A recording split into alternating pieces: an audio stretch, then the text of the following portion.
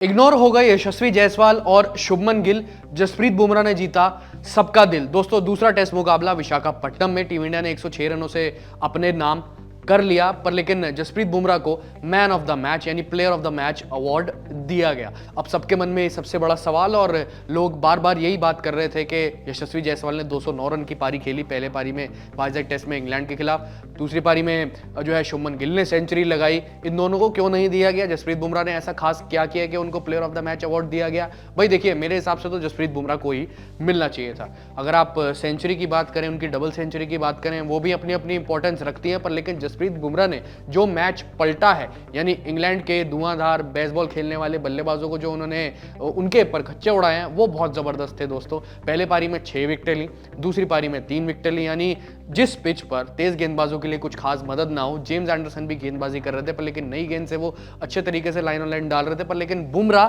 किस तरीके से एक्सट्रैक्ट कर रहे थे उस पिच पर से बाउंस, किस तरीके से हिट द डेक बॉलिंग कर रहे थे और लगातार दिमाग का यूज करते हुए गेंदबाजी कर रहे थे, यानी अपनी इंटेलिजेंस के साथ। इंडियन पिचेस पर आप जानते हैं कि पेसर्स के लिए कोई खास मदद रहती नहीं है। अगर मान लीजिए थोड़ी घास ना छोड़ी हो, थोड़ी बहुत तब मदद रहती है घास छोड़ने पर लेकिन उसके बाद नॉर्मल हो जाता है। वो जो घास होती है वो सिर्फ दिखाने के दांत होते हैं हाथी के, और खाने के लिए कुछ और होते हैं बेसिकली। फिर उसके बाद गेंद टर्न करने लग जाता है, और ऐसी डबल पेस्ड विकेट पर जो बाद में हो गई थी, जैसे दिन दिन बड़े थे, वहां पर जसप्रीत बुमराह 9 विकेट ले जाते हैं उस पूरे टेस्ट मैच में।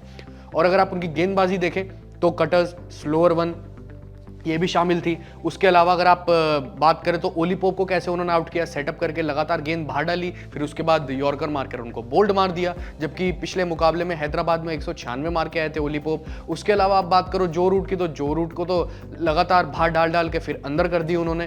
तो ऐसे दिमाग का इस्तेमाल किया है जसप्रीत बुमराह ने। गेंद हो पुरानी, गेंद हो नई, जसप्रीत बुमराह कोई भी गेंद हो उनको फर्क नहीं पड़ता। उन्होंने खुद कहा था प्लेयर ऑफ द मैच मिलने के बाद कि जो नंबर्स हैं ये सब मुझे करियर के शुरुआत में बहुत भाते थे, पर लेकिन बाद में टीम के लिए विनिंग परफॉर्मेंस हो जाए तो उससे बढ़िया चीज़ ही क्या होती है। तो इसी वजह से जसप्रीत बुमराह को प्लेयर ऑफ द मैच का अवार्ड दिया गया। जबरदस्त गेंदबाजी का प्रदर्शन किया। आपको याद होगा, अगर मैं आंकड़े याद करवाऊं, 15.5 ओवर में 5 मेडन भी करे, उसके साथ 45 रन दिए, 6 विकेट तब ली थी उन्होंने पहले पारी में। दूसरी पारी में 17.2 ओवर, 4 मेडन किए, फिर उसके बाद 46 रन दिए और 3 विकेट। आप देख लीजिए रन्स का और विकेट के बैंक का आप रेशो देख लीजिए, और ओवर्स का रेशो देख लीजिए, उसमें 5 और 4 मेडन भी है। तो इसलिए खास बने जसप्रीत बुमराह, और इसी वजह से उनको प्लेयर ऑफ द मैच का खिताब दिया गया है। अपनी राय इस बारे में, जो ये डिबेट चल रही है कि उनको क्यों नहीं मिला, उनको क्यों नहीं मिला, जसप्रीत बुमराह को मिल गया, इसके बारे में कमेंट सेक्शन में जरूर बताएं।